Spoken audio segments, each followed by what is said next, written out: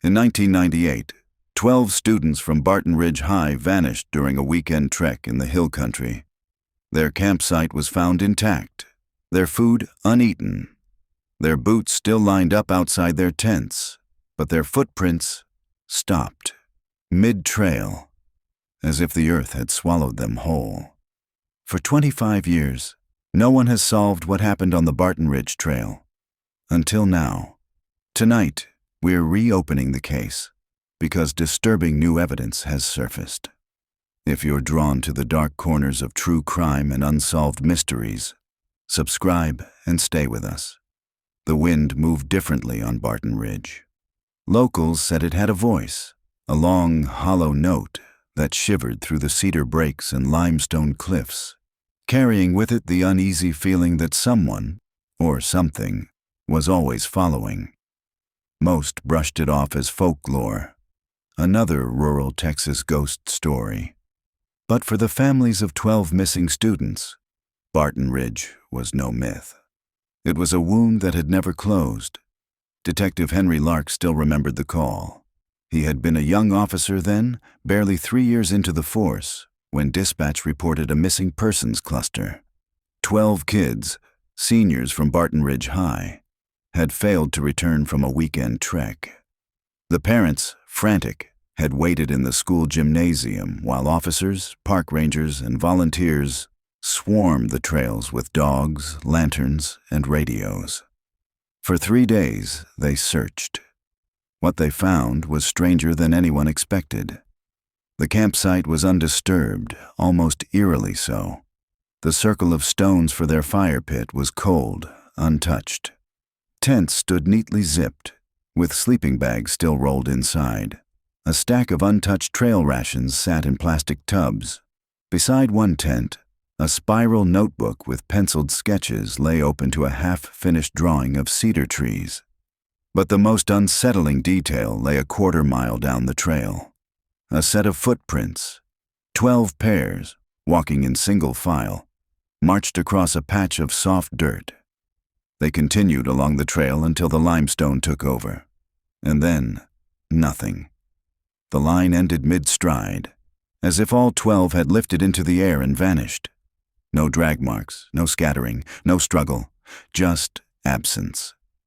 At the time, the case spiraled into media frenzy. News vans choked the gravel parking lot at the trailhead. Reporters hounded grieving parents. Theories ran wild. Cult abduction, runaway pact, drug overdose, even alien intervention. But no bodies, no clothes, no trace of the 12 ever surfaced. Within months, the headlines faded. The trail was closed. The families mourned without closure. Now, in 2023, Henry Lark was no longer the young officer taking orders. He was retired, his hair gone gray, his badge tucked away in a drawer he rarely opened. Yet the case had never left him. He kept a cardboard box in his study labeled Barton Ridge. Inside lay photographs of the campsite, police reports with smudged ink, and one cassette tape, an interview with a local rancher who swore he had seen lights near the ridge the night of the disappearance. For 25 years, Henry's life had gone on, but the case had waited. And then, last month, the phone rang. "Detective Lark?" a woman's voice asked. "My name is Emily Santos. I was one of the students on the Barton Ridge trek. I never told the police what I saw, but I think it's time." Henry froze. He had read her name countless times in the file. Emily Santos, age 17, presumed deceased. "Miss Santos," he said carefully, "that's not possible." Her reply was a whisper, tight and trembling. "You're wrong. I'm alive, and I'm ready to talk." Henry sat in silence long after the line went dead. His pulse throbbed in his temples. If this was true, if even one of the missing 12 had survived, everything about Barton Ridge would unravel. The next morning, the old detective pulled the cardboard box from his study and spread its contents across the kitchen table. Photos, maps, transcripts, the spiral-bound sketchbook recovered from the scene. And, for the first time in years, he allowed himself to whisper the question he had buried. What really happened on the trail that day? Outside, the Texas wind rose against the house, slipping under the eaves with a sound almost like a voice, almost like laughter. The cafe was too bright for what she was about to tell him. Detective Henry Lark sat across from the woman who called herself Emily Santos, squinting against the fluorescent lights. 25 years of imagining her face as a 17-year-old, dark hair, wide smile from the yearbook photo, had not prepared him for the woman sitting in front of him now. Her hair was cropped close, streaked with premature gray. Her hands shook when she lifted the coffee mug, though her eyes stayed sharp, fixed on him with something between defiance and fear. "You don't believe me," she said flatly. Henry leaned back, folding his arms. "I don't disbelieve you, but you'll understand why I need more than a phone call." Emily gave a humorless laugh. "The world already buried me. You think I don't know what's in those reports? Presumed dead. Body never recovered. I read it all when I was hiding." Her words caught him. "Hiding?" She nodded, lowering her voice. "There are things I couldn't say. Things I saw on the ridge.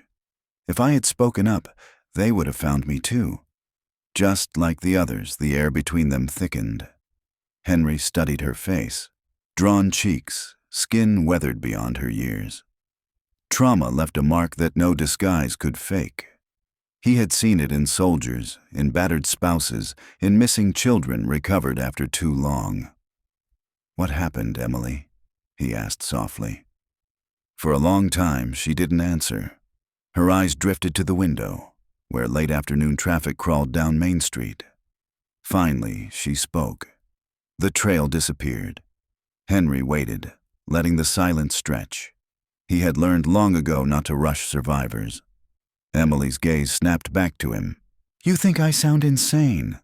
"Everyone always does. But I was there, Detective. I walked it. One moment we were following the path like normal. Me, Marcus, Janelle, all of us. And then, it wasn't there anymore. Just rock. Blank. Like the earth had swallowed the trail." Henry's throat tightened. He remembered the footprints ending mid-stride. That detail had haunted him for decades. "Where did you go?" he asked. Emily's hands gripped the mug so tightly he thought it might shatter. "Into the trees. Deeper than we should have. That's when we realized something was following us." Her voice dropped to a whisper, almost drowned out by the hiss of the espresso machine. "It didn't want all of us." Henry opened his mouth to press, but she held up a trembling hand. "Not here. I'll give you what I can, but you need to understand. If you dig this up again, you'll put more lives at risk. Some things on Barton Ridge don't want to be found." Henry studied her across the table, the way her jaw clenched, the way her shoulders curled inward as though bracing for a blow. If this was a hoax, it was a cruelly convincing one. "Why now?" he asked finally. Emily's eyes filled with something that looked like grief. "Because I found something last week, buried near the canyon. A shoe, size 6, pink laces. It was Janelle's. I couldn't keep quiet anymore." Henry's pulse kicked. He remembered Janelle Ortiz, varsity runner, braces, dimples in her yearbook photo. Her mother had waited at the search base for days until her knees gave out. "Where's the shoe?" he asked. Emily reached into her canvas bag and slid a Ziploc across the table. Inside lay a mud-caked sneaker, faded almost to gray. But the laces, though frayed, still showed a whisper of pink. Henry touched the plastic. His chest felt heavy, as if the years between 1998 and now had collapsed into a single breath. "Come with me," he said. "We'll take this to the station." Emily's head jerked. "No, not the police. Not yet.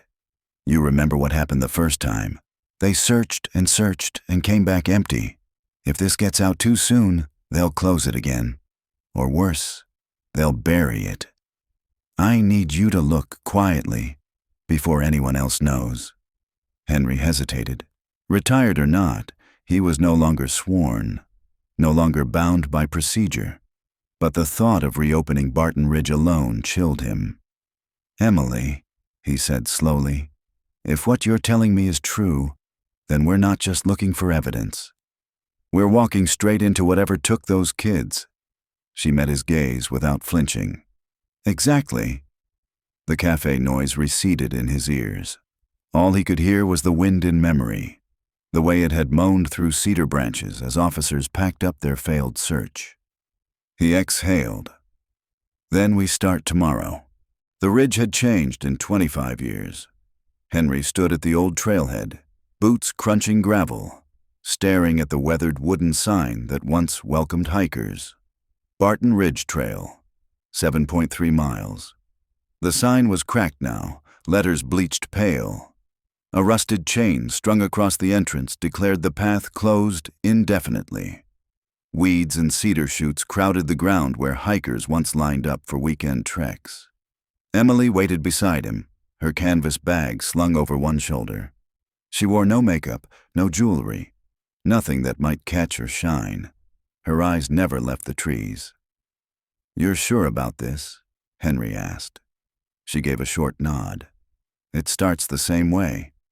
It always starts the same way. Henry ducked under the chain. The air smelled of limestone and cedar, sharp and dry. For a moment he almost felt like he was back in uniform, walking with the search teams, radio crackling at his belt. They followed the trail for half a mile. Birds rustled overhead. Cicadas shrieked in the late summer heat. The landscape looked ordinary, until it wasn't. "Here," Emily said, stopping suddenly. Henry looked down. The dirt path ended abruptly at a stretch of pale limestone. The change was natural enough. Trails often cut across rock. But what froze him was the memory. He had stood here once before, staring at the exact place where 12 pairs of footprints had stopped.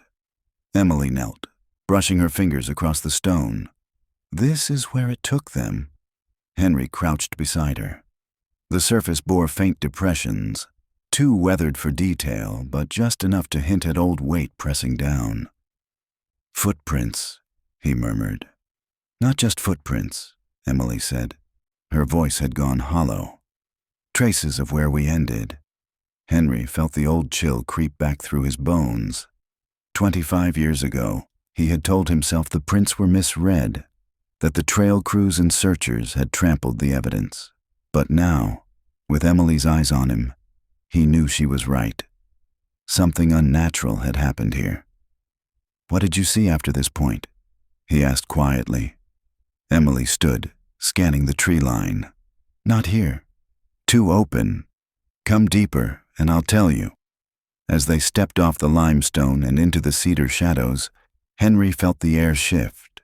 The wind fell away. The cicadas fell silent. For the first time in years, he understood why locals whispered about Barton Ridge. Because the silence sounded like waiting.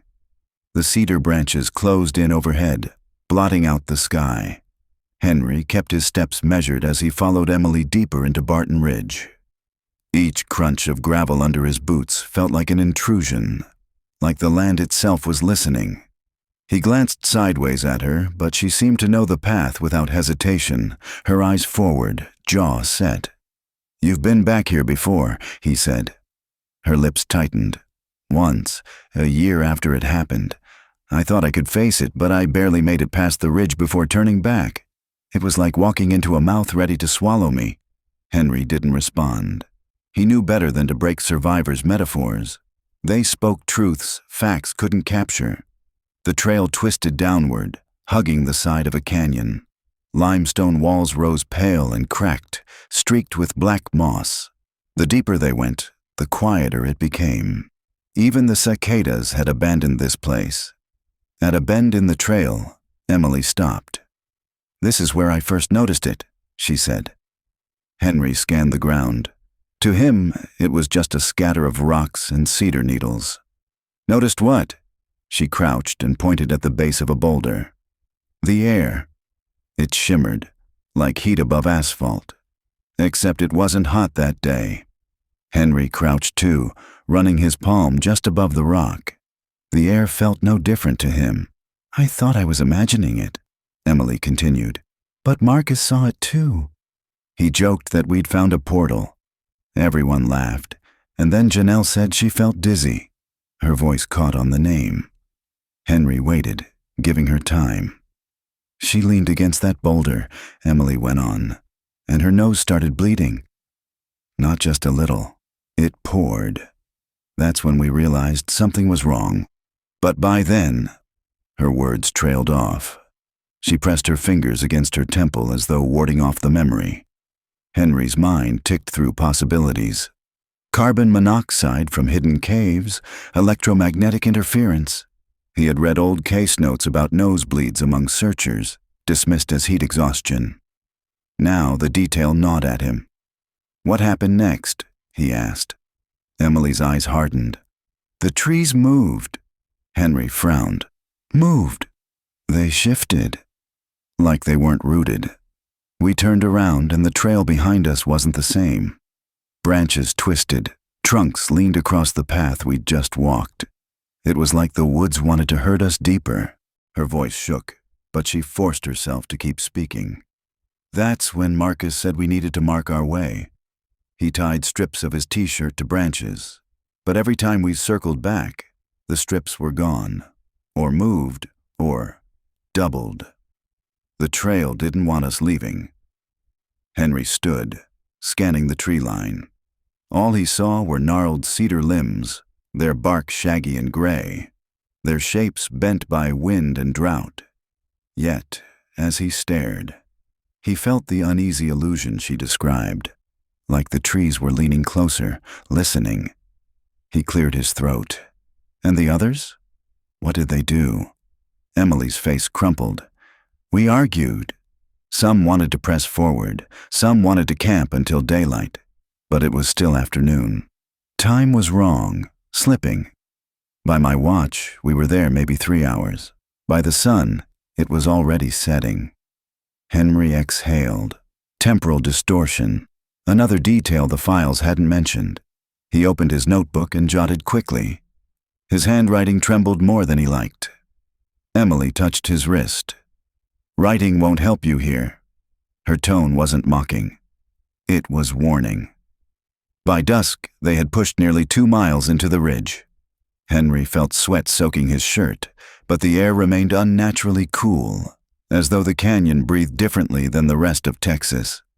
Emily stopped again, eyes on the ground.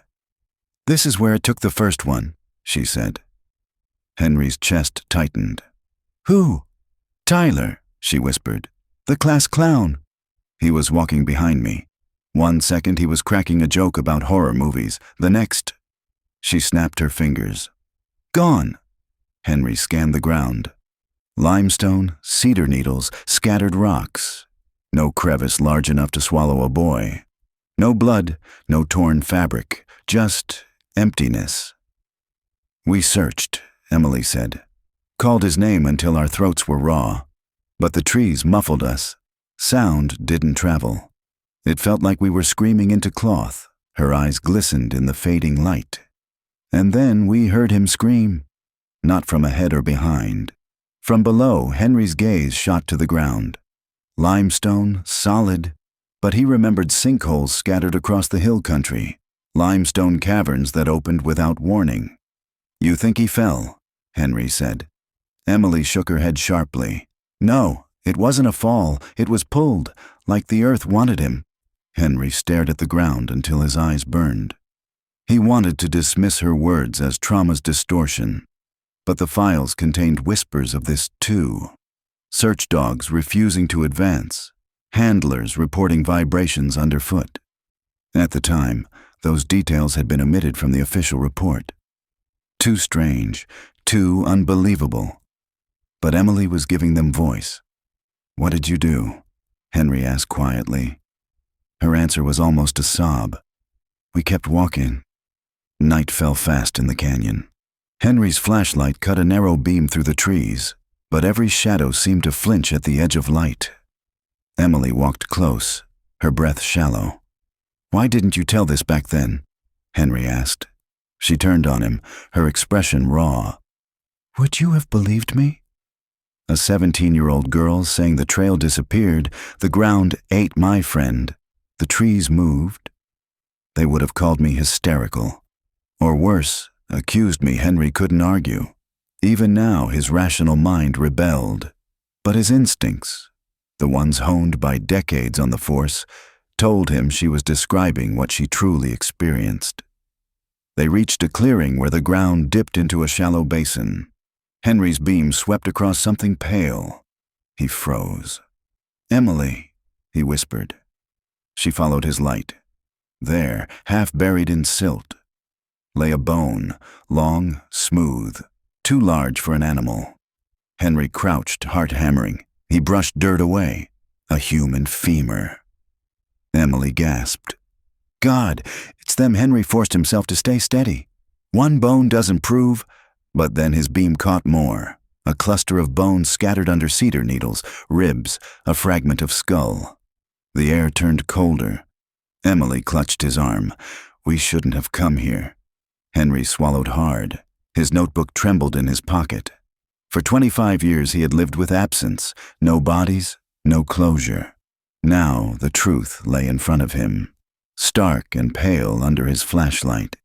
And yet the silence of the canyon felt heavy, as if something unseen had been waiting for them to find this. Henry rose slowly. "We'll mark the location." "Come back with a team?" Emily shook her head violently. "No, you bring others here. They won't leave." Her certainty chilled him more than the night air. Somewhere beyond the clearing, the wind rose through the trees, carrying with it a sound that might have been branches rubbing. Or laughter. The forest had smelled different that day. Emily remembered cedar and sweat, the dry crunch of August grass beneath boots, and the sound of 12 teenagers laughing too loudly for the wilderness. She had been the quiet one of the group, her sketchbook tucked under her arm, pencils rattling in the tin she carried. Marcus walked ahead, tall and confident, the unofficial leader. Janelle kept pace beside him, her ponytail bouncing. Behind Emily, Tyler joked about ghosts in the canyon, making exaggerated moans until the teacher's aide, Mr. Parker, told him to cut it out. That was the last time the trail had felt ordinary. Now, sitting cross-legged on the dirt with Henry across from her, flashlight angled down between them, Emily let the memory spill out. "It wasn't supposed to be overnight," she said. "Just a long day trek. 7 miles in, 7 miles out. Mr. Parker promised our parents we'd be back before sunset. We even brought extra water to be safe. No one thought—" Her voice faltered. Henry waited. He had long ago learned silence could be more powerful than any question. Emily rubbed her palms against her jeans as though warming them. "We passed the limestone flats around noon. That's when the air shimmered. At first, I thought it was heat. But then Janelle's nose started bleeding, and Mr. Parker said we should rest. We sat under the boulders. Tyler pulled out his Walkman. Marcus checked the map. That was when I realized the compass needle wouldn't stop spinning." Henry's eyebrows rose. "You're certain?" "I watched it," she said fiercely. "I was close enough to see the needle quiver, jerk, and then spin until Marcus shut the lid. He told us it was broken. But his hands were shaking. Henry scribbled in his notebook, though his hand trembled. Emily's eyes went distant again. It should have been a warning. But we were 17. Invincible. The canyon felt strange, but strange was exciting. We didn't know we were already inside something that wanted us. The words lingered between them, heavy. By nightfall, back in 1998, the group had grown quieter.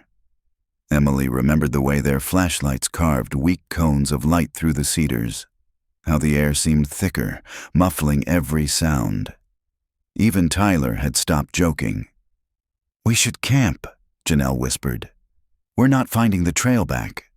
Mr. Parker resisted. He was young, barely 22, and eager not to appear incompetent. No. If we keep moving north, we'll hit the service road. The map's clear, just a few more miles, but the map no longer matched the land. Trails forked where none should. The limestone outcroppings repeated like a loop. When Marcus tied his shirt strips to branches, they returned minutes later to the same markers, only doubled. That was when panic set in, Emily told Henry. We weren't lost.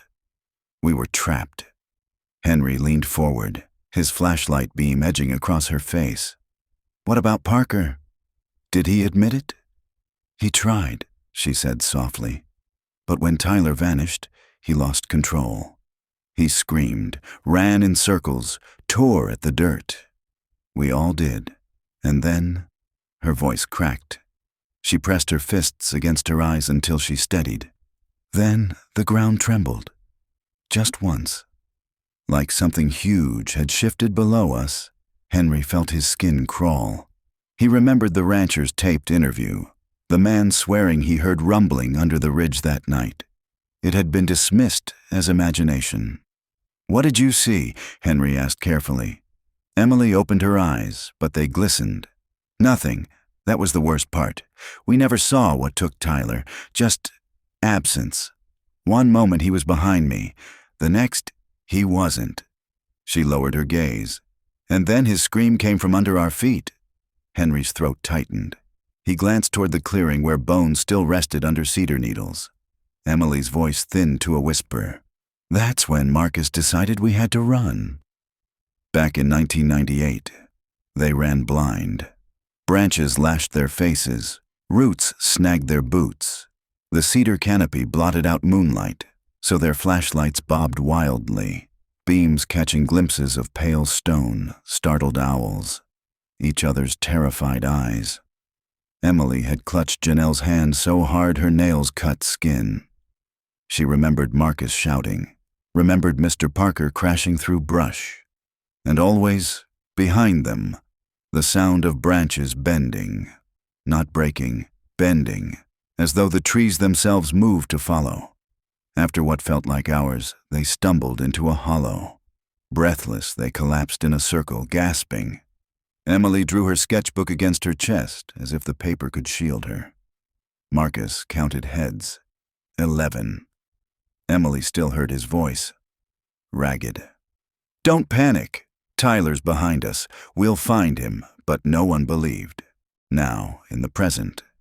Henry stared at her across the clearing. And the others? They kept going. Her jaw trembled. One by one. She didn't elaborate, not yet. Instead, she pulled her canvas bag close and withdrew the sketchbook. Not the original, she had lost that long ago, but a newer one. Pages filled with drawings she had redone from memory. She opened to a sketch of twisted cedars crowding together like ribs of a cage. This is what it looked like, she said. This is how the trail closed. Henry traced the lines with his eyes. The trees leaned, their limbs forming an arch that seemed almost alive. He felt a shiver, the same unease that had gnawed at him since stepping back on the ridge.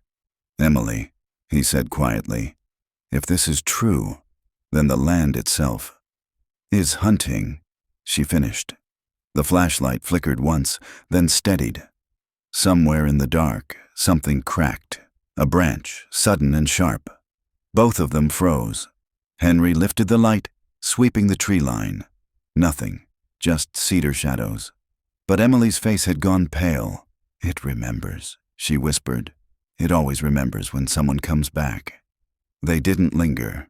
Henry insisted on retracing their steps toward the trailhead before full dark trapped them. Emily walked stiffly, clutching her bag to her chest, her silence more unnerving than words. By the time they reached the rusted chain, Henry's shirt was damp with sweat, his notebook heavy in his pocket. He paused, glancing once more at the ridge swallowed by night. For the first time in decades, he admitted the possibility he had avoided. Barton Ridge wasn't just an unsolved case. It was alive. The motel room smelled of dust and stale air conditioning. Henry sat at the small laminate desk. Emily's sketch of the closing trees spread in front of him. The lamp's weak light deepened the shadows between the pencil strokes. The more he stared, the more the lines seemed to shift, as if the forest itself leaned closer. He rubbed his eyes. Fatigue had set in, but adrenaline kept him from sleep. He needed corroboration, something beyond a traumatized woman's memory. something that would let him believe or disprove without fully losing his mind. His phone vibrated. A text from his old partner, Karen Duvall. "Still awake?" Henry typed back quickly. "Need your help. Barton Ridge. Ever heard of compass failure?" Dots blinked, then her reply came. "Yes. Rangers reported it in '98. Said equipment went haywire? Why?" Henry's pulse quickened. Emily hadn't invented it. "Meet tomorrow? Coffee at Cedar's Diner?" A pause, then 8 a.m. Don't expect good news. The diner still carried its 1970s decor, red vinyl booths, coffee pots that never emptied, locals hunched over plates of eggs and gossip. Karen was already there, hair clipped back, a thick folder in front of her. Retirement had not dulled her eyes. They still scanned a room like radar. "You look worse than I expected," she said, as Henry slid into the booth. "Long day," he muttered. "What's in there?" She tapped the folder. "Everything I salvaged before the county shelved the case. Reports, search logs, witness statements." She opened it, flipping to a page. "See this? Ranger McAllister filed that compasses spun at the ridge. The search dogs wouldn't go past mile marker 7. Kept whining, pulling back." He swore the ground trembled at night. Henry leaned closer. The report was yellowed, but the words were clear. Why wasn't this taken seriously? Karen's mouth tightened. Because it sounded insane. The sheriff at the time didn't want ghost stories in his files. He pushed it off as stress, bad weather, faulty gear. Henry thought of Emily's white knuckles, her whisper about the earth hunting. What about survivors? Anyone else come forward? Karen shook her head. Just Emily. She stumbled out 3 days later, barefoot, dehydrated, hysterical. Kept saying the trees closed. Nobody listened. Parents wanted answers, not myths. She slid another page across the table. But one detail always bothered me. When search teams combed the ridge, they found markers. Torn strips of fabric tied to branches. Multiples, like the same shirt had been torn over and over again, farther apart than one person could have done in the time window. Henry's stomach dropped. Marcus, you're saying the markers duplicated? Karen raised an eyebrow. I'm saying they shouldn't have been there. Not in those places, unless someone or something was moving them. The clatter of plates from the kitchen snapped Henry out of his trance. He lowered his voice. Karen, Emily swears she saw the ground swallow one of them. Tyler. Heard his scream underneath. Karen went still. For the first time, her hardened expression faltered. That matches what McAllister said. What do you mean? She leaned in. After the official search ended, he kept going back on his own.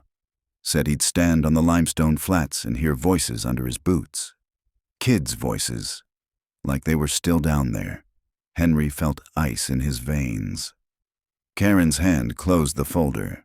That's why I never went back. Some cases, you don't chase them.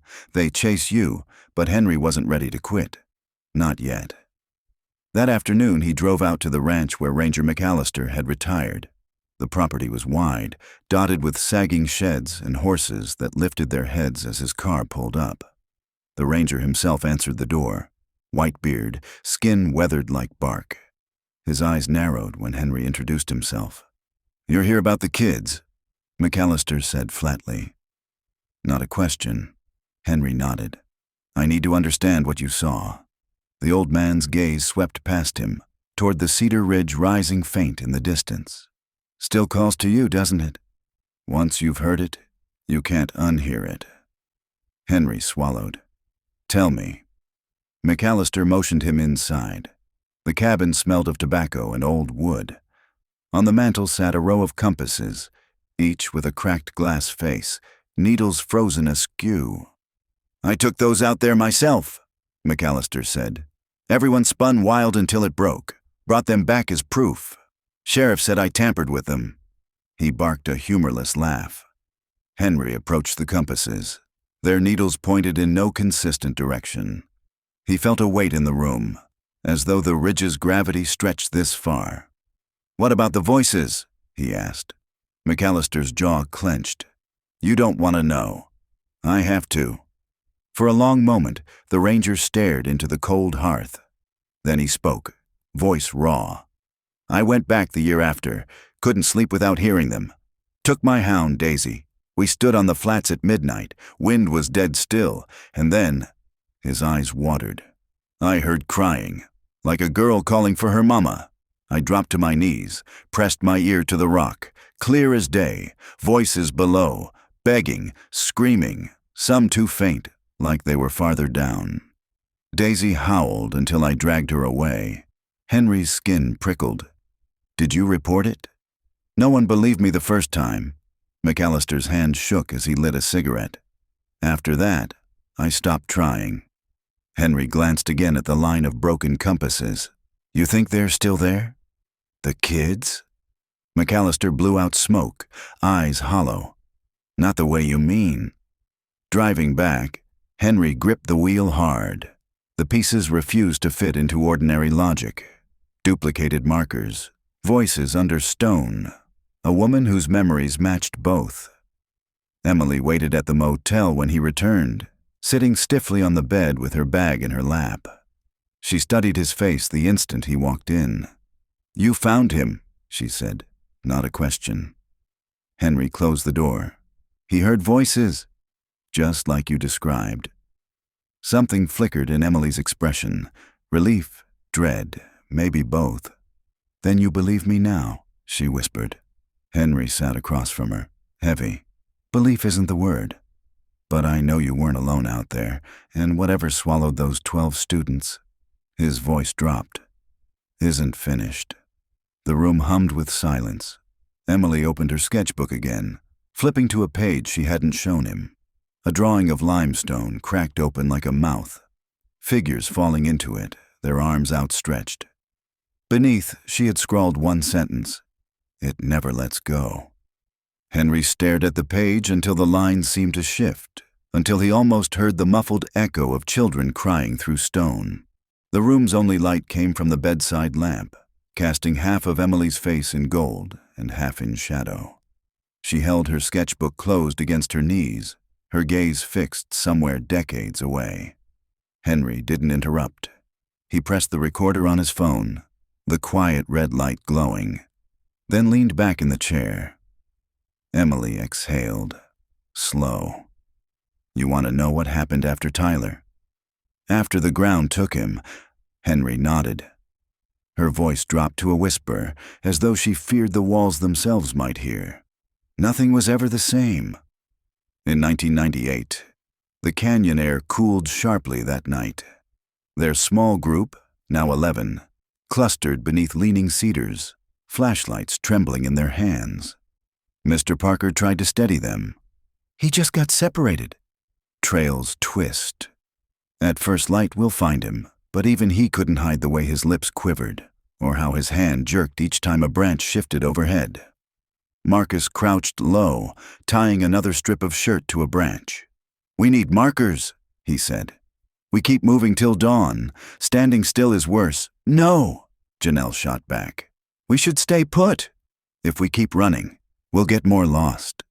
Their voices rose, overlapping, the panic raw. Emily sat apart, sketchbook clutched to her chest, trying to scratch lines into the page by flashlight glow. She didn't know why, maybe because drawing kept her tethered when reality bent. But when she lifted her eyes, she froze.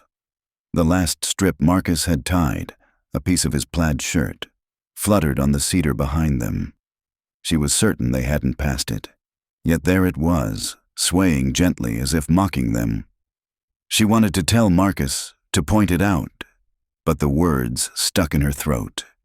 By then the air had begun to hum again, faint at first, like a current through stone. Emily closed her eyes as she spoke to Henry. "That hum, it wasn't sound, not really. It was in our teeth, in our bones. Some of us covered our ears, but it didn't matter. It was inside us." Henry scribbled furiously in his notebook, jaw set. And then, her hands tightened on the sketchbook. Then Jenna disappeared. Jenna, the girl with copper hair and freckles, had been right behind Emily. She had muttered she felt dizzy, that the hum was making her sick. Marcus reached for her elbow. "Stay close," he said. But when Emily blinked, Jenna was gone. Just gone. Her flashlight lay on the ground, beam tilted up into branches that swayed without wind. Janelle screamed. Mr. Parker cursed, tearing through the brush, shouting Jenna's name until his voice cracked. Emily didn't move. She couldn't. She swore the cedar roots where Jenna had stood twitched, curling like fingers pulling back into the soil. 2 in one night, Emily whispered in the present. Tyler under the ground, Jenna into the trees. We didn't say it out loud, but we knew it was different each time.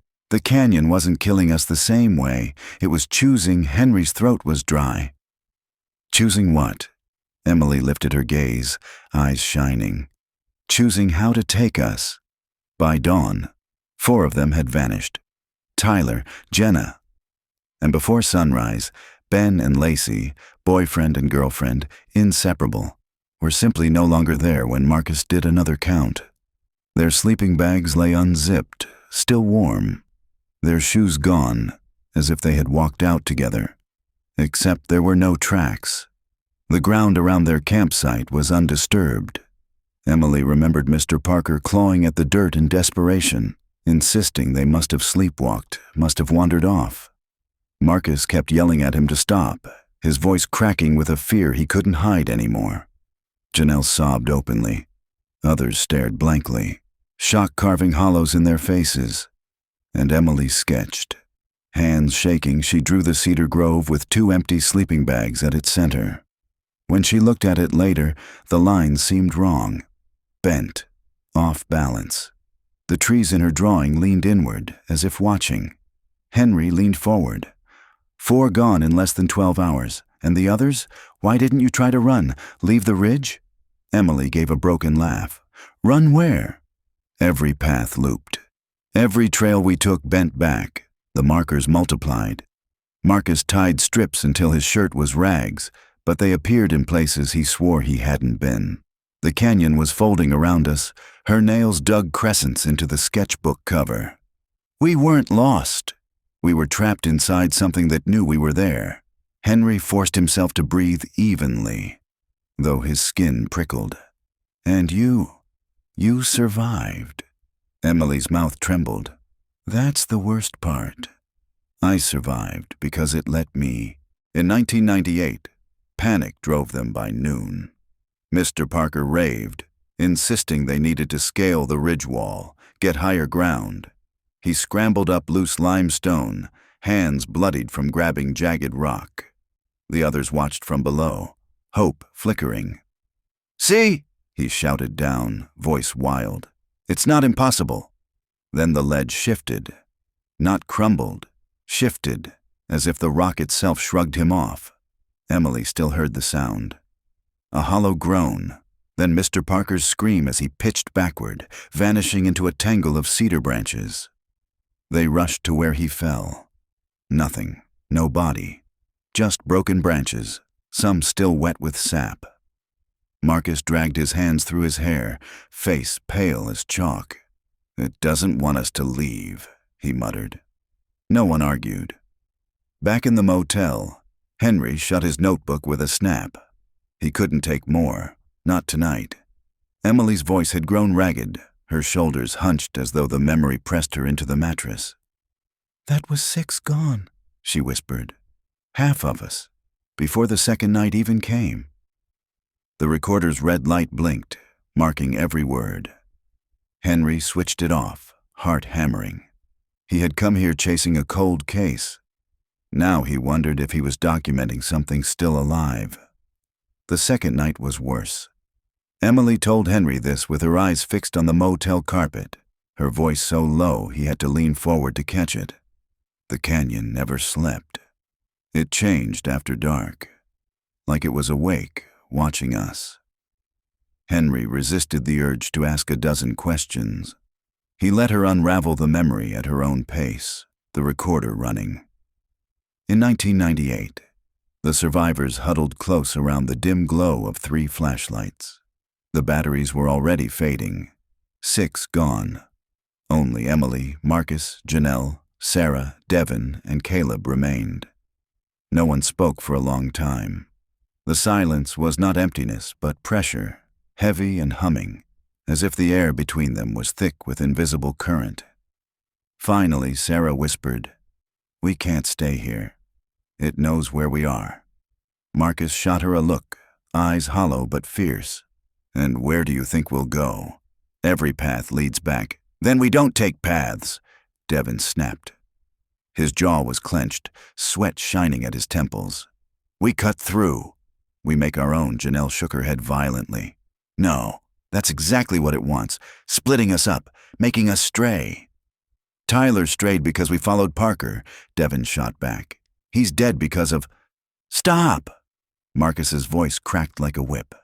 The group fell quiet, but distrust lingered, sharp as knives. Emily curled tighter against her sketchbook. She had drawn the grove again, but each time the trees leaned closer, their limbs tangling like arms. She wanted to rip the page out, but something in her hand wouldn't let her. As night deepened, the hum began again. This time it rose in waves, pulsing through the soil like a slow heartbeat. They covered their ears. It didn't help. Emily paused, shivering even under the motel's air conditioning. "It wanted us to argue," she said. "It wanted us to break apart, and it worked." Henry's pen stilled above his notebook. "What happened?" Emily's eyes glistened. "Devin and Caleb vanished next." They vanished in rage. Devin had stormed off first, muttering curses, flashlight beam bouncing erratically as he disappeared between trees. Caleb ran after him, shouting for him to come back. The others waited, breathless. 10 minutes, 20. Then a scream ripped the night. It wasn't fear. It was agony. Then silence. Marcus wanted to follow. Janelle grabbed his arm, nails digging in. "Don't you dare!" Emily sat frozen, unable to move or speak.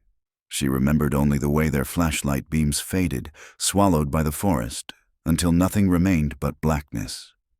Now, in the present, Emily's voice broke. "We never saw them again. Just silence, like they'd never been born." Henry swallowed hard. "And then there were 4. Emily nodded. By midnight, Janelle had stopped crying.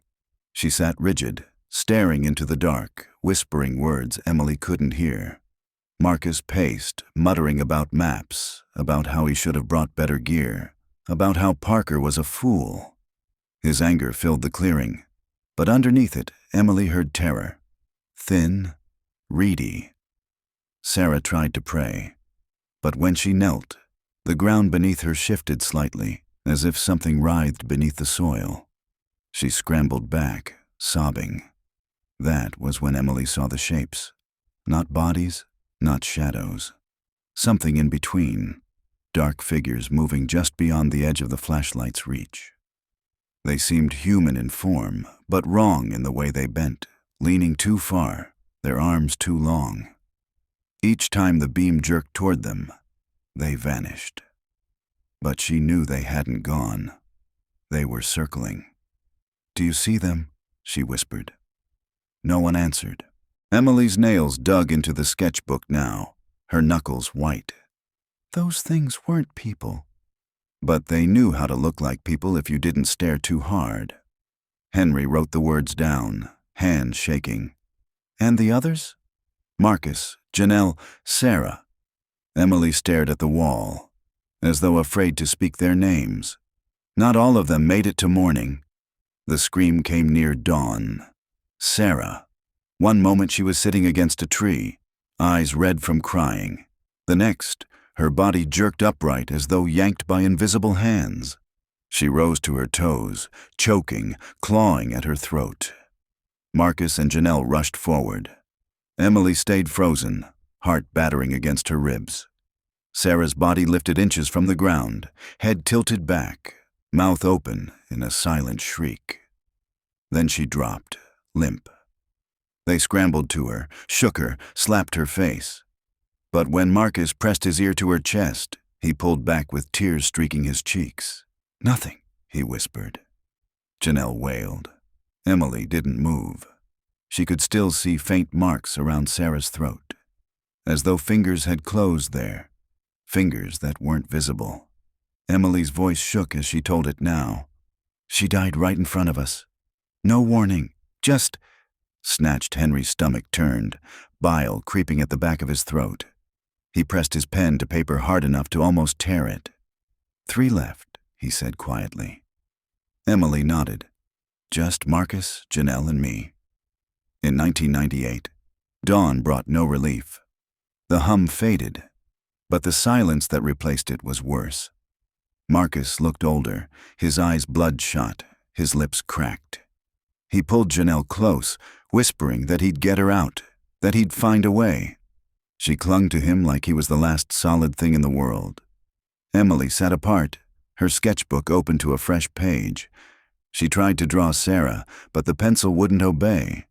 Every time she pressed it to paper, it traced not Sarah's face, but the shape of branches, knotted and curling. When she looked down, she realized the drawing was not hers. The lines were too steady, too purposeful, like someone else had guided her hand. She shut the book with a gasp. Janelle stared at her. "What are you doing?" "Nothing," Emily stammered. Nothing." But when she closed her eyes, she saw it again. The trees leaning, their limbs bent like fingers clutching at prey. Emily fell silent in the motel room. Her breath hitched, her grip on the sketchbook so tight Henry thought the spine might snap. "Stop there," he said gently. "We can pause." She shook her head. "No, you need the whole story. You need to know why I was the only one left." Her eyes lifted to his, raw and haunted. "It didn't just take them, Henry. It made me watch." Emily's hands shook so badly, she set the sketchbook aside on the motel bed. For the first time since she began speaking, she looked directly at Henry. "You want to know how I survived?" she said, her voice thin. "But the truth is, I didn't survive. Not really. Something walked out of that canyon, yes, but it wasn't the same girl who went in." Henry's throat felt tight. He let her gather herself. She drew a deep breath, then began. In 1998, the canyon's third dawn broke pale and colorless, as if the sky itself was drained. Only 3 of them remained. Marcus, Janelle, Emily. The world had shrunk to the small circle of their fear. No more jokes, no more arguments, just silence, except for the whisper of branches. They hadn't eaten since Tyler vanished. Food seemed irrelevant now, tasteless, like chewing dust. All they wanted was out. Marcus took charge. His voice was hoarse, but his authority held. "We head east, no matter what happens. Straight line until we hit the river." Janelle nodded, clinging to his arm. Emily followed, clutching her sketchbook through the pages inside terrified her. Every time she opened it, the drawings had grown darker. Shapes between trees, mouths in the ground, figures bent at impossible angles. She swore she hadn't drawn them. Yet there they were, black pencil digging into the paper as though carved by something else. She stopped looking. She just carried it. They walked for hours. The markers Marcus tied now appeared ahead of them before he could place them. Torn fabric hung from branches they hadn't reached yet. At first he swore, tore them down. But after the 5th or 6th time, he stopped fighting. His face went blank, lips pressed white. Janelle whispered to him, "It's playing with us." He didn't answer. Emily's voice cracked in the present. "That was the moment I knew it wouldn't let us leave. It was keeping us until it was done." Henry's pen hovered uselessly above the page. He had stopped writing, just listening, each word like a weight in his chest. Near nightfall, they came to the canyon wall. Pale limestone rose sheer, streaked with veins of darker rock. Marcus touched it with both palms. "We climb," he said. His voice was steady but desperate. Janelle shook her head violently. "It killed Parker when he tried." "We don't have a choice," Marcus snapped. Emily stood back, staring at the stone. To her eyes, it shifted faintly. Lines curving, shadows deepening, like the wall wasn't solid, but breathing. But Marcus was already climbing. He hauled himself up with trembling arms, boots scraping. Janelle cried out for him to stop, but he ignored her. Halfway up, his foot slipped. He dangled, cursing. Then the wall moved. Emily swore she saw it. The limestone bulged outward, then cracked like a mouth opening. Marcus's scream tore the air as the rock swallowed him whole. One instant, he was clinging to stone. The next, he was gone. Janelle's shriek echoed through the canyon. She fell to her knees, clawing at the ground. Emily stood frozen, horror rooting her to the spot. The wall smoothed over. No sign of Marcus remained. Emily's voice in the motel dropped to a rasp. The canyon ate him. I saw it close around him, like it had been waiting. Henry rubbed his temple, bile in his throat. He wanted to disbelieve, but her words aligned with everything. McAllister's voices, the vanished footprints, the unnatural silences. "Then it was just you and Janelle," he said quietly. Emily nodded, tears slipping down her cheeks. Janelle broke that night. She wandered in circles, muttering Marcus's name, scratching her arms until they bled. Emily followed her, begging her to sit, to rest. But Janelle only shook her head, hair wild, eyes glassy. Near midnight, the figures returned. Shadows between trees, tall and bending, moving without sound. Emily grabbed Janelle's wrist. "Don't look at them," she begged. "Don't!" But Janelle looked. Her eyes widened, her mouth opened in a soundless scream, and she tore free of Emily's grip. She ran straight into the cedar darkness. Emily chased her, branches clawing her face, but Janelle was fast. Too fast. Her outline flickered between trees like something already fading. Then the shadows closed around her. Emily saw them, long arms, dark limbs, shapes that weren't shapes. They folded around Janelle, and she was gone. The forest went silent. Emily stumbled to her knees, sobbing into her hands. Now she was alone. In the motel, Emily covered her face. I don't remember how long I lay there. Hours, maybe days. The sketches kept appearing in my book. Drawings of me, alone. Drawings of the canyon with no end. And then, one morning, she dropped her hands. Her eyes were hollow. The trail was just there again, like nothing had ever happened. Sunlight, birds, the sign at the trailhead in the distance. I walked out barefoot, bleeding, starving, and everyone called me crazy. Henry sat frozen. His notebook lay forgotten on his lap. "You never went back," he said finally. Emily shook her head. "Not until now. Not until I found Janelle's shoe buried near the canyon. It wanted me to come back, to finish what it started." She leaned forward, her voice raw. "And now you've seen it too. You felt it, that silence, that waiting." Henry's pulse thudded in his ears.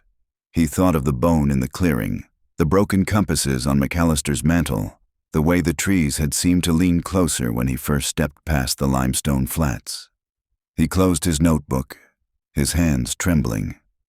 The Barton Ridge case was no longer about finding answers. It was about surviving the questions. The motel room was silent after Emily's confession. She sat curled on the bed, clutching her knees, her eyes rimmed red. Henry paced. His body wanted rest, but his mind was wired. Restless. He couldn't shake the image of Marcus pressed into stone, Janelle swallowed by shadows. He couldn't shake the way Emily said, "Now you've seen it too." He needed proof. By morning, he was already driving to town. The hardware store owner raised an eyebrow as Henry dropped items on the counter. 3 compasses, a handheld digital recorder, chalk sticks, and a pack of batteries. "Going hiking?" the man asked. Henry forced a smile. Something like that. On impulse, he added a spool of bright orange surveyor's tape. If the forest twisted trails the way Emily described, he wanted a marker it couldn't easily mimic. Back at the motel, Emily watched him lay out the gear. "You're going back," she said flatly. Henry didn't answer at first. He tested the compasses, each needle aligning neatly north. He clicked the recorder on, hearing the soft hiss of static. He tore strips of tape, sticking them in his pocket. Finally, he said, "I have to see for myself." Her voice sharpened. "That's exactly what it wants." Henry looked at her. Her eyes were wild, but behind the fear was a plea. "If you go back," she whispered, "it won't let you leave." Not like last time. Henry tightened the strap on his watch. "Then I won't go alone. You're coming with me." Her breath caught. For a long time she stared at him. Then she closed her sketchbook, slid it into her bag, and nodded once. The ridge looked different in daylight, yet the same unease seeped through the air. Henry ducked under the rusted chain, recorder clipped to his jacket, compass in hand. Emily followed close behind, silent. Half a mile in, he checked the compass. The needle pointed north. He exhaled. Ordinary, rational. But by the limestone flats, the needle twitched. Henry held it steady. The needle spun, hesitated, then whirled in a frantic circle before sticking east. His stomach dropped. He pulled a second compass. Same result.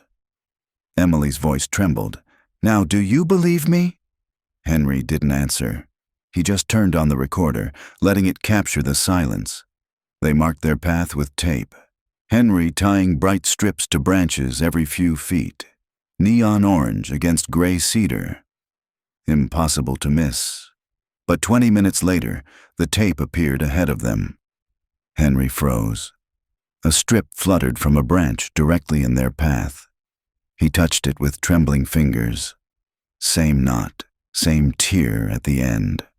"I tied this," he whispered. Emily's hand closed around his wrist. "I told you." The recorder hissed softly in his pocket. By midday, they reached the clearing where Henry had found the bone. It was gone. He dropped to his knees, shoving cedar needles aside, dirt caking his nails. Nothing. The pale rib fragment he had uncovered last time had vanished without trace. Emily stood rigid, her face drained. "It doesn't like you marking it," she whispered. "It doesn't want to be mapped." Henry sat back on his heels, chest heaving. He had expected to confirm Emily's story, not to feel the ground shift under the weight of it. He pulled out his notebook, scrawling furiously. Evidence removed. Deliberate? Supernatural? Unknown. The compass spun again in his pocket. By late afternoon, the silence deepened. Henry stopped walking, realizing suddenly that the forest had no birds, no wind. Even his footsteps seemed muffled, as though the air was thick. The recorder hissed louder. He pulled it out, checked the levels. Spikes trembled across the display, though neither he nor Emily had spoken. "Do you hear that?" he asked. Emily cocked her head. Her face paled. "Voices." Henry strained. At first it was just static. Then faintly, he heard it too. Thin, distant, like children crying through walls of stone. He nearly dropped the recorder. "Henry," Emily whispered. Her hand dug into his sleeve. The trees ahead had shifted. He knew the trail bent right, but now it bent left.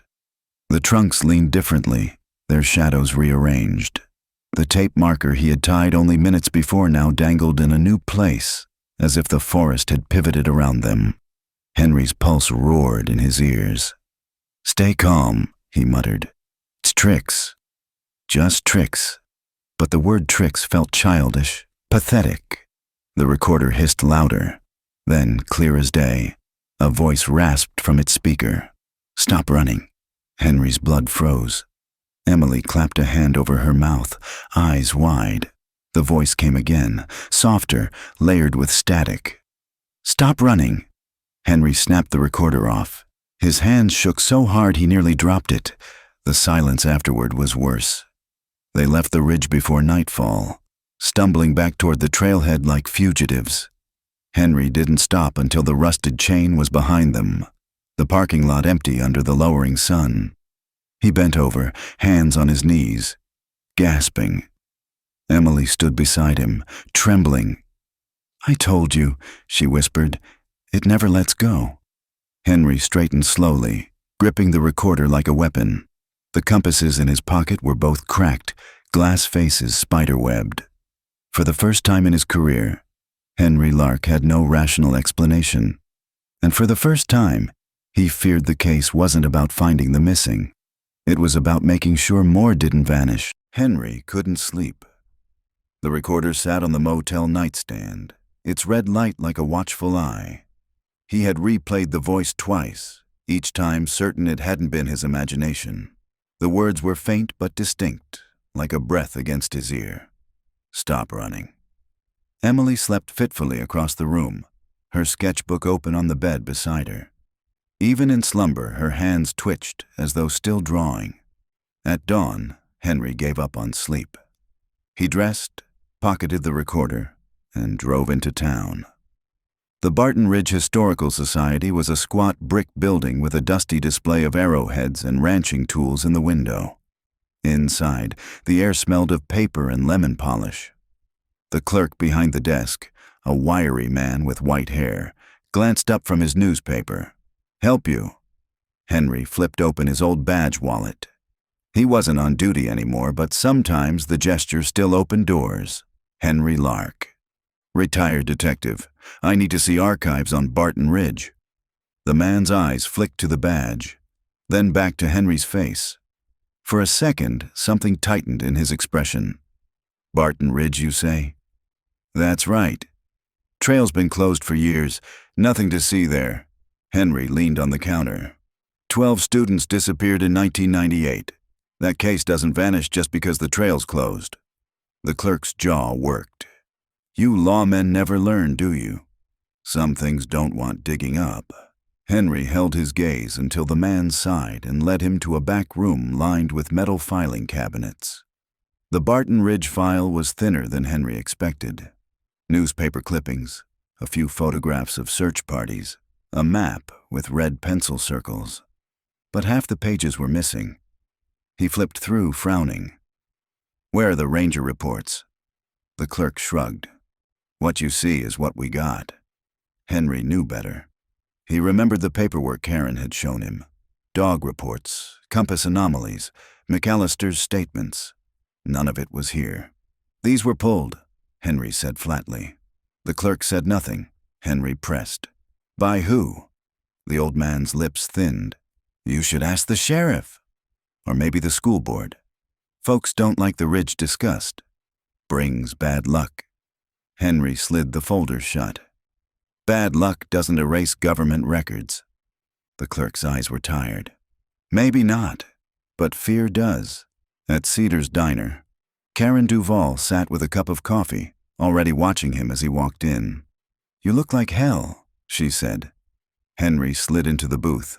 "Archives are gutted. Ranger reports gone. Witness statements missing." Karen stirred her coffee slowly. "I told you. They didn't want it on record. A disappearance that big. It could have destroyed the town. Tourism, land value, the school, everything. Easier to call it unsolved and move on." Henry's jaw tightened. "That wasn't incompetence?" "That was a cover-up." Karen met his eyes. "You're just realizing that now?" He sat back, exhaling. "I heard a voice yesterday, out there. On my recorder." Karen's spoon clattered against her mug. "Don't play with me, Henry." He pulled the recorder from his pocket, set it on the table, pressed play. Static filled the diner's hum. Then, faintly, a voice. "Stop running." Karen's face drained. She snapped the recorder off, shoved it back toward him. "Turn it off. Don't you dare play that in here." Her hands trembled. Henry had seen her stare down armed suspects without flinching. He had never seen her shake. "What do you know?" he demanded. Karen's eyes darted to the window, then back. McAllister wasn't the only one who heard them. Some of the searchers did too, but they shut up fast after the sheriff warned them. And the families, God, the families wanted closure, not ghost stories. You start telling parents you heard their kids' voices underground, you'll break them all over again. Henry leaned forward. "And what about Emily?" They left her labeled crazy. Karen's jaw clenched, because believing her meant believing the ridge wasn't just a place. It was something else, and nobody wanted to admit that. That evening, Henry drove to the edge of town. The Ortiz family's ranch sat quiet, its fence posts leaning, the fields dry. Janelle's mother had waited at the search base until her body gave out. Now she was frail, hair white, eyes watery but sharp. She sat on the porch with a blanket over her knees when Henry approached. "I know you," she said, squinting. "You were one of the young ones." Back when they searched, Henry removed his hat, his throat tight. "Yes, ma'am." Henry Lark. Her gaze lingered on him. "Still chasing ghosts," he swallowed. "Still chasing answers." She looked out across the field, where dusk gathered in the grass. "The answers don't matter. Not anymore. We buried empty boxes, said our goodbyes. That's all we could do." Henry's chest ached. "What if I told you one of them came back?" Her head turned slowly. "Emily Santos." He blinked. "You knew?" The old woman gave a bitter laugh. "We all knew. But she was half dead, raving. Said the trail moved, said the ground swallowed kids. Sheriff told us she was traumatized, not to listen. Some believed him, some didn't. Didn't matter. She left town. That was the end of it." Her eyes met his, sharp despite the years. "You think digging this up will bring them home?" "It won't. You'll only feed it." "Feed what?" Her voice dropped to a whisper. "The ridge. It eats whatever looks back at it." Henry drove away with the words clawing at his mind. By the time he reached the motel, Emily was awake, sitting in the dark with her sketchbook open. She didn't look up as he entered. "You talked to them," she said. "Yes. And they told you to stop." Henry hesitated. "They told me it doesn't want to be fed." Emily lifted her gaze. In the lamplight, her eyes looked hollow, haunted. "That's the problem," she whispered. "It already has been." She turned the sketchbook toward him. On the page was a new drawing. Not the forest, not the canyon. It was Henry, standing alone in the clearing, recorder in hand. And behind him, the trees leaned close, their limbs curling like arms. Henry told himself he wasn't going back. He told himself as he shaved, as he sat in the motel diner with a plate of cold eggs, as he listened to the rain tapping the window. Barton Ridge had chewed up every cop who touched it. Karen had washed her hands of it. The families had closed their doors. Emily had warned him in her own fractured way, but the ridge pulled like a riptide. By dusk he was back in his car, headlights cutting across the empty highway. Emily didn't ask where they were going. She sat silent in the passenger seat, sketchbook open on her knees. The forest swallowed the road. By the time Henry parked near the trailhead, the light was almost gone. They walked with flashlights, beams sweeping across wet leaves. The air was heavy with the smell of earth. Every sound carried too far, the crack of twigs, the rush of distant water. Henry's boots sank into mud. His chest felt tight, as though the trees pressed in on him. Emily stopped at the clearing. The rain had eased, leaving the grass shining. She crouched, touching the ground. "They stood here," she whispered. "All of them." The night before, Henry's throat was dry. "How do you know?" Her hand hovered above the soil. "I remember." A shiver crawled over him. She had never said it that plainly before. "Emily," he said carefully, "you told me you blacked out, that you never saw where they went."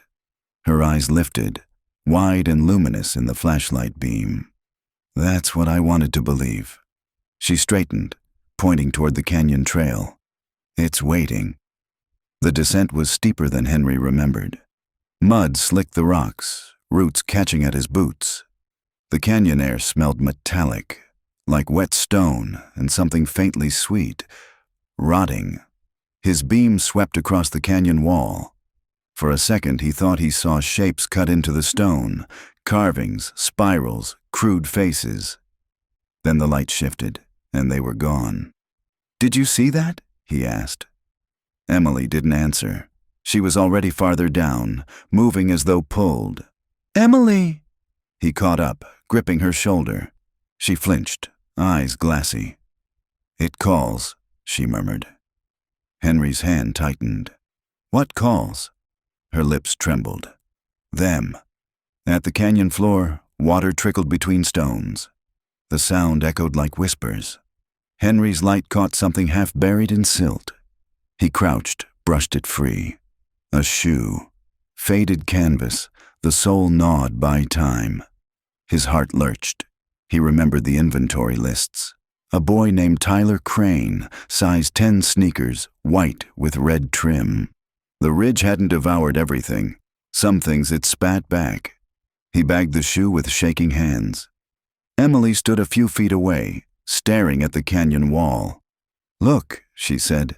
At first he saw only stone. Then the beam revealed an opening, narrow, jagged, half hidden by ferns.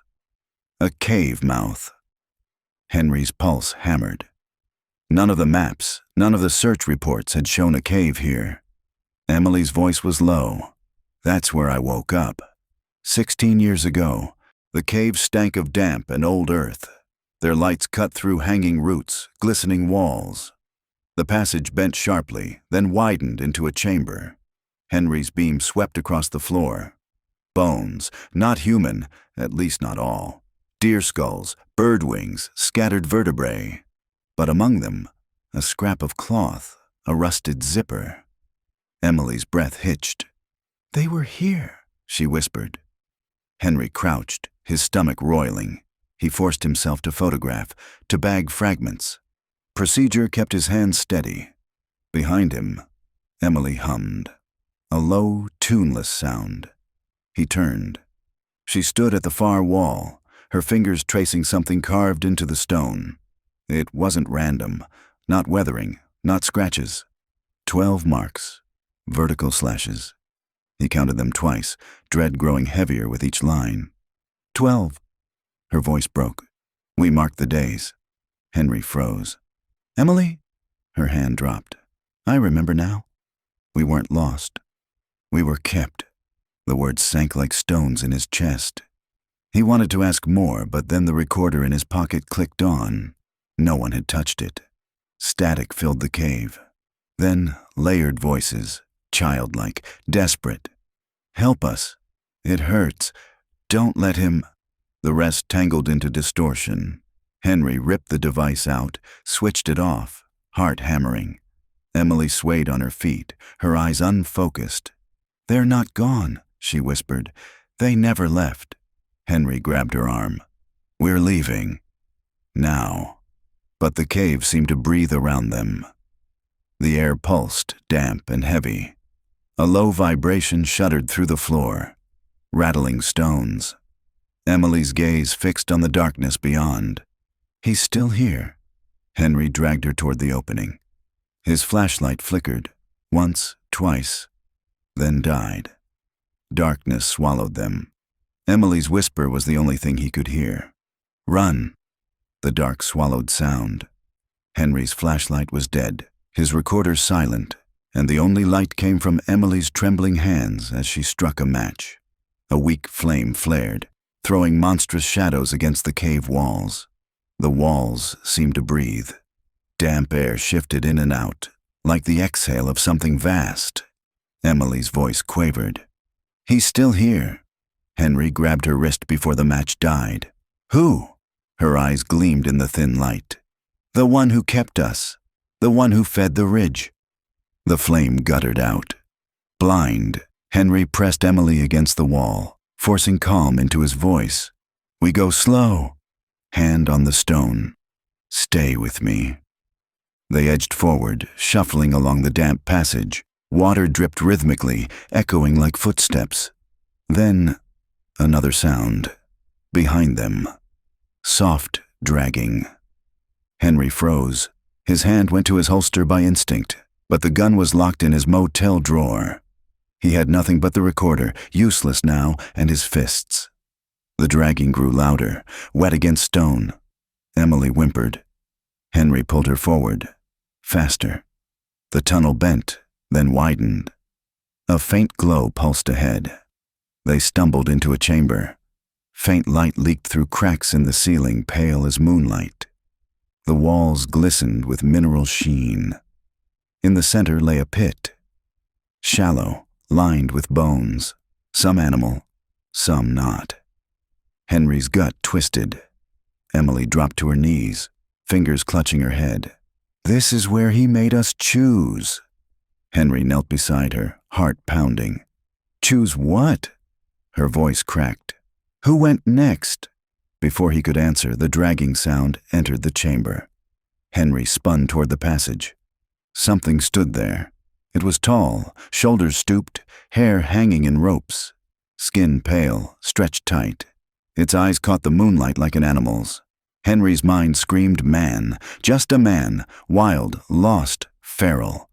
But the smell, rot, iron, wet earth, was not human. The figure staggered closer, dragging something behind it. Metal scraped stone. A chain. At the end of it, a rusted school backpack. Henry stepped in front of Emily. Stay back! The figure stopped. The air hummed. Then, in a voice like gravel, it whispered, Still hungry. Henry's blood iced. The figure dropped the chain and lunged. Henry shoved Emily aside, grabbing a jagged rock from the floor. He swung. The rock connected with a wet crack. The figure reeled, but didn't fall. It laughed.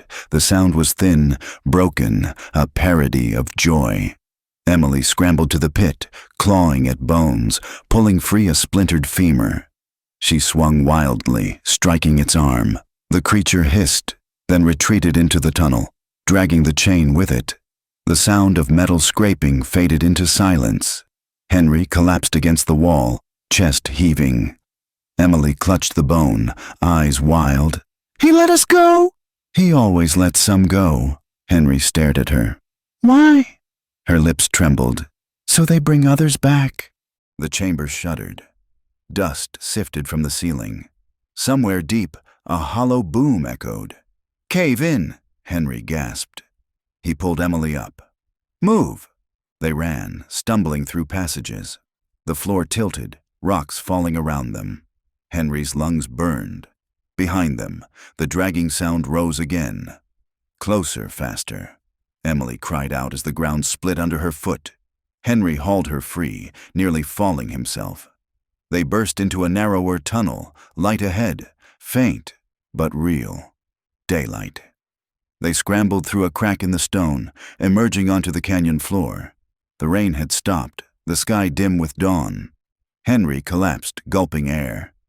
Emily lay beside him, face streaked with dirt, eyes wide. The forest was silent. No birds, no wind.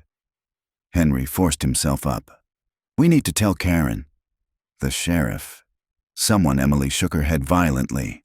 No, they'll bury it again. They'll say we imagined it. They always do. He grabbed her shoulders. Emily, people need to know. Her eyes filled with tears. Then more will come. And he'll feed again. Henry's hands dropped. The truth settled like stone. She wasn't wrong. The ridge hadn't just killed, it had tended its hunger. And now Henry had seen it, heard it, fought it. That meant it knew him too. They limped back to the trailhead in silence. The car waited, dew slick, ordinary. But Henry felt the canyon's breath behind him, a weight that wouldn't leave. As he slid into the driver's seat, he caught his reflection in the rearview mirror. For a heartbeat, it wasn't his face staring back. It was the pale figure from the cave, mouth open, smiling. The sheriff's office smelled of coffee and mildew. Henry sat across from Sheriff Blaine, the recorder on the desk between them. Karen stood near the door, arms crossed, her jaw tight. Emily sat in the corner, her sketchbook clutched to her chest like armor. Blaine hadn't touched the recorder. He leaned back in his chair, eyes narrowed. "You're telling me you went back into Barton Ridge at night, without permission, and found—" He waved a hand, searching for the word. "A cave?" Henry's voice was flat. "Not just a cave. A pit, bones, a shoe." And him, Blaine's brow furrowed. "Him?" Henry stared at him.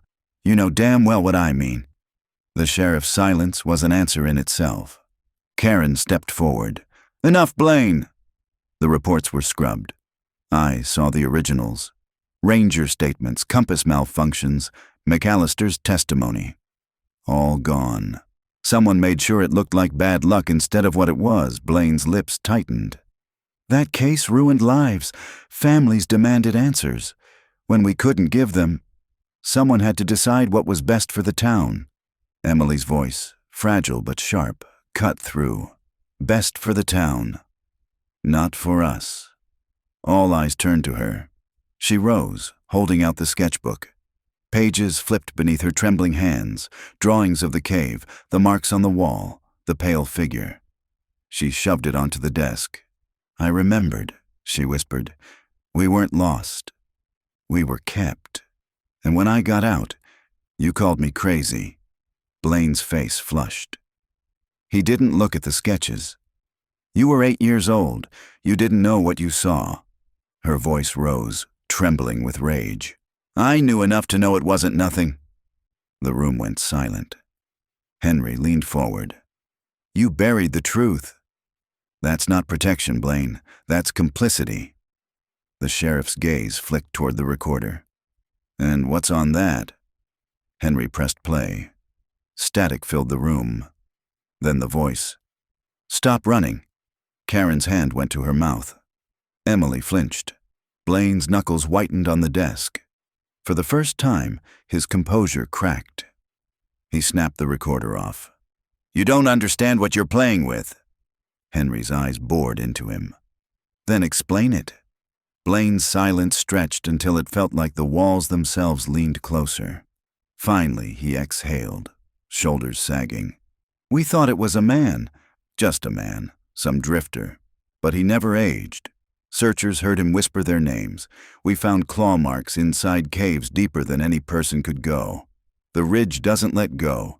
It never has." His eyes lifted, weary. "We covered it because once you see it, you can't unsee it. You can't walk away.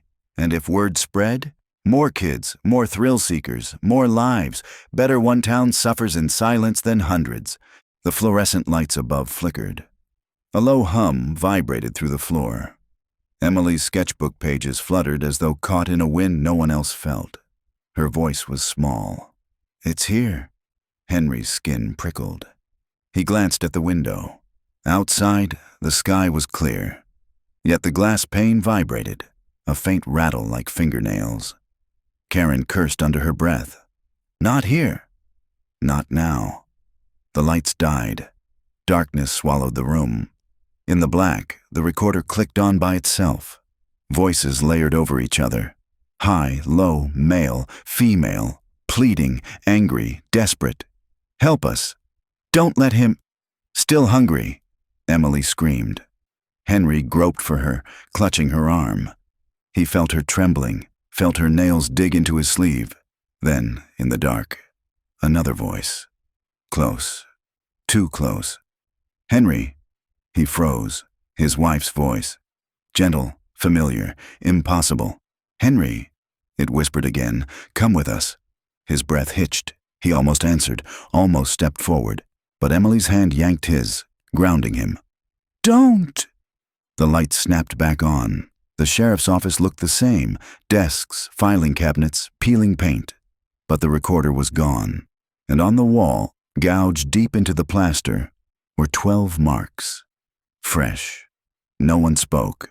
The only sound was Henry's heartbeat, pounding in his ears. Finally, Karen whispered, "Now, do you believe it doesn't stay in the ridge?" Blaine's face was gray. He pushed back from the desk, shaking his head. "Get out, all of you. If you keep digging, it'll eat you whole." Emily hugged the sketchbook to her chest. Her eyes were hollow, but steady. "It already has." Henry met Karen's gaze. Both of them knew. This wasn't over. The ridge had reached into town, and it wasn't letting go. 2 weeks later, the ridge was quiet again. The sheriff's office closed its blinds, the newspapers printed nothing, and the trail remained chained shut with rusting padlocks. Henry sat on his motel bed, staring at the recorder he had bought to replace the one that vanished. Its red light blinked. Patient, waiting. He hadn't pressed play in days. He didn't dare. Karen had gone back to Dallas, returning to her stack of unsolved files. She left without saying goodbye, though she sent a single text the next morning. "Don't let it take you." Emily stayed. Not in town. She wouldn't step near the sheriff's office again, but in the motel room next door. She walked the halls barefoot, sketchbook pressed to her chest, and at night, Henry heard her crying through the thin walls. She never screamed. Just soft sobs, like a child trying not to be heard. One morning, Henry found her on the curb outside, watching the sunrise. She looked fragile in the light, her dark hair tangled, her eyes red but dry. "They don't want it spoken," she said quietly. "No. But if no one speaks, it keeps feeding." Henry sat beside her. The silence stretched. "I thought," he said slowly, "if I could name it, record it, make someone listen, it would end." Emily shook her head. "It doesn't end. Not with truth. Not with silence." Her hand tightened on the sketchbook. "It ends when there's nothing left to take." The words chilled him more than any whisper in the dark. By the end of the month, he was packing his car. The motel's neon buzzed weakly behind him. The highway stretched ahead. He told himself he was leaving the ridge behind. That distance might mean peace. Emily stood on the curb, sketchbook hugged tight. "You'll be back," she said simply. Henry loaded the last bag. "Not if I can help it." She tilted her head. "It knows you now. It doesn't let go." Her voice wasn't angry, just certain. He couldn't answer. The drive east was long and flat. He tried not to glance in the rearview mirror, but sometimes he caught it anyway. The pale suggestion of a face, a smile that wasn't his. At a truck stop, he pulled over, hands shaking. He yanked the recorder from the passenger seat, thumb hovering over the power switch. If he pressed play, maybe he'd hear silence. Maybe it had all been madness, nothing more. But deep down, he knew. Once you heard the ridge, it stayed with you. Weeks later, on a damp October evening, Karen sat at her desk in Dallas, working through another cold case. A stack of files towered beside her, each one a life gone missing. Her phone buzzed, a message from Henry. No words, just an audio file. Karen hesitated, then pressed play. Static. Then a voice, not Henry's, not Emily's, a child's, thin and trembling. "Help us." Karen dropped the phone, her stomach lurching. She stared at it as the recording played on, voices layering, pleading, sobbing. Then silence. She didn't pick it up again. Back in Barton Ridge, the forest breathed. Leaves rustled, though no wind stirred. The canyon walls glistened with damp, and deep in the cave, fresh scratches marked the stone. 13.